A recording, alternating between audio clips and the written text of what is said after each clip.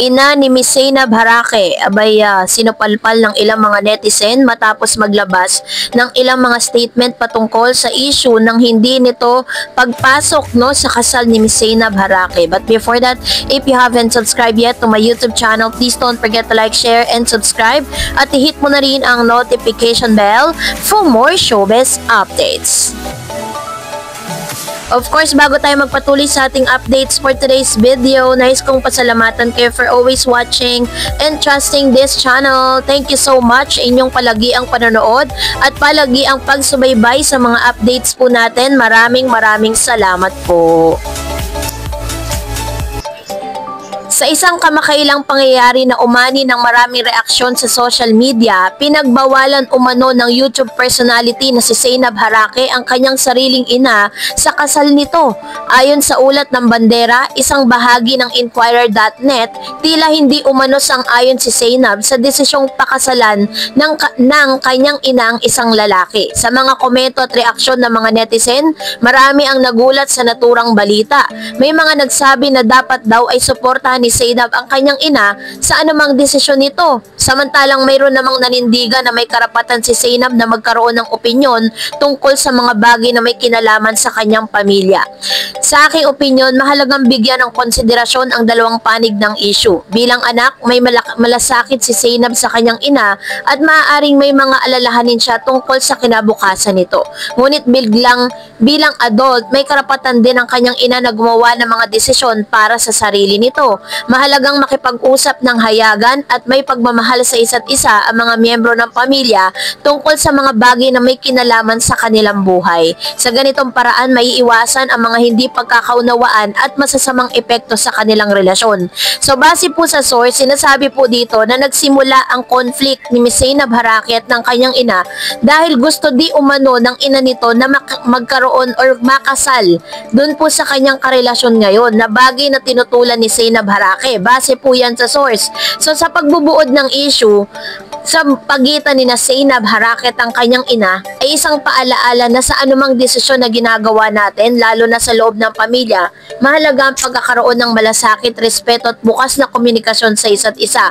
Sa ganitong paraan, mas magiging matibay ang samahan ng bawat miyembro ng pamilya at mas mapagtatanggumpayan ang mga hamon na dumating sa buhay.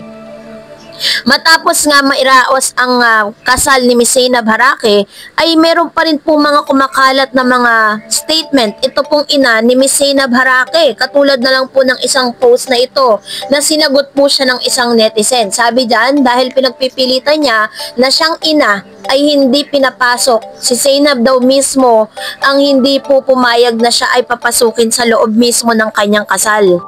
Kaya naman dahil dito ay nagingit-ngit sa galit ang ina nito at syempre to the rescue ang ilan sa mga fans at followers ni Miss Zainab. Sabi niya, pinagawan kayo ng damit ng anak nyo sa stylish, binilhan kayo ng YSL na sandals, binilhan kayo ng bag to look presentable sa event. Anong ginawa niya that day before the wedding? Nagmaoy kayo, right? Tas the day of the wedding, pupunta kayo na nakatsinelas, nagsama ng dalawang kasamang may baril pa. Tama na po sa pagtahi ng kasinungalingan. Magpalabas nyo lang na sobrang sama ng ugali ni Z, pero sa totoo lang kayo ang may problema. So ganito po yung ilan sa mga matitinding komento ng ilan sa mga supporters po ni Miss Zainab Harake.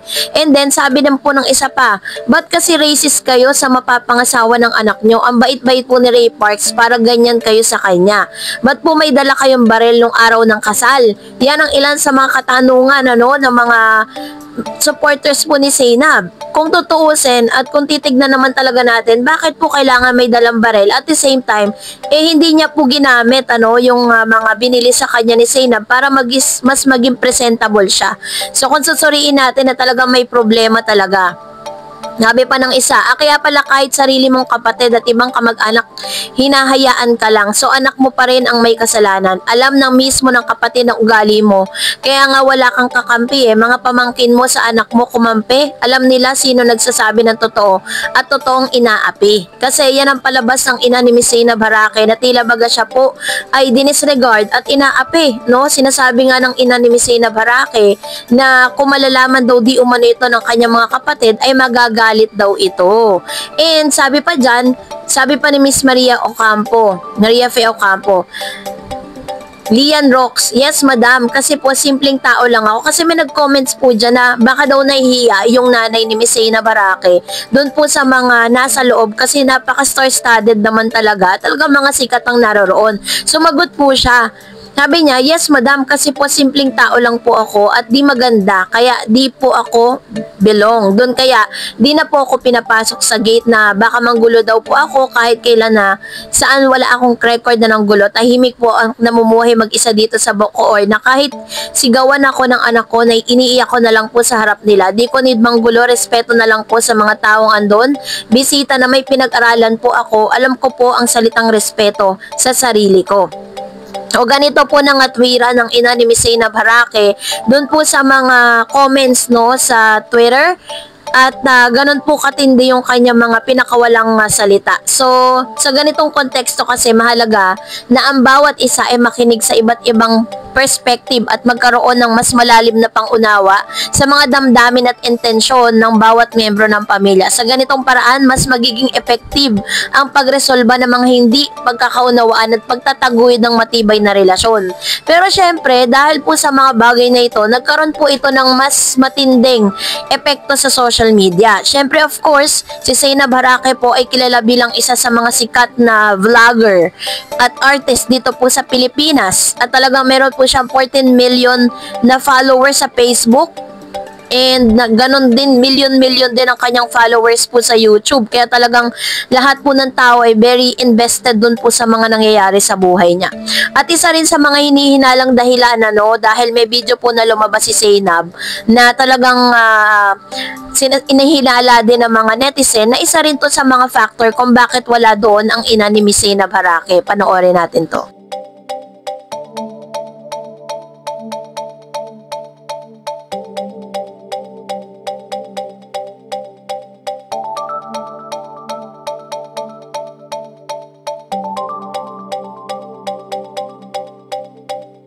Base po sa pag-a-analyze ng video na yan, parang sinasabi dito ni Zainab Harake na dahil dun sa sitwasyon, kaya po nag-come up sila sa desisyon na hindi na nga papuntahin ang ina ni Miss Zainab Harake sa loob ng ceremonies dahil dun po sa setup ng kanilang pamilya. Sinabi ni Zainab na may mga chance na makakasama nila yung kanilang ina pero hindi pwedeng kasama yung kanilang tatay. Which is isa sa mga medyo palasak na and very culture na po ng ilan sa mga broken family. At naiintindihan natin yung sitwasyon na ito ni Miss Zainab Harake. Pero ang maganda lang kay Zainab is nanatili siyang tahimik at never po niyang siniraan ang kanyang ina at tinalakan ng ina sa social media kahit meron siyang kapangyarihan na gawin yan, no? So, malaki po yung naging epekto nito sa social media kasi matapos mabalita ang naturang issue, naging mainit ang discussion sa social media at maraming netizen ang nagkomento sa mga post tungkol dito at nag-iba-iba ang kanilang mga reaction at opinion. May mga gumamit ng naturang issue upang pag-usapan ang mga karaniwang suliranin sa relasyon ng mga magulang at anak, particular na sa mga issue ng kontrol at respeto sa desisyon ng bawat isa. Mayroon namang mga simpleng nagbigay ng kanilang sariling mga karanasan at suhestyon sa kung paano haharapin ang mga ganitong sitwasyon. Sa kabuuan, ang naturang issue ay nagdulot ng makabuluhang pagmumuni-muni sa publiko tungkol sa mga dynamics ng pamilya at kung paano ito hinaharap ng bawat isa. Sa pagtalakay ng mga eksperto at ordinaryong tao, mas naiintindihan natin ang kahalagahan ng komunikasyon at respeto sa loob ng pamilya. So, kayo po, anong inyong saloobin patungkol dito? Comment down below. And that's it for today. For more videos and updates, please don't forget to like and subscribe, and please don't forget to follow my Facebook page, DarEds TV. God bless everyone!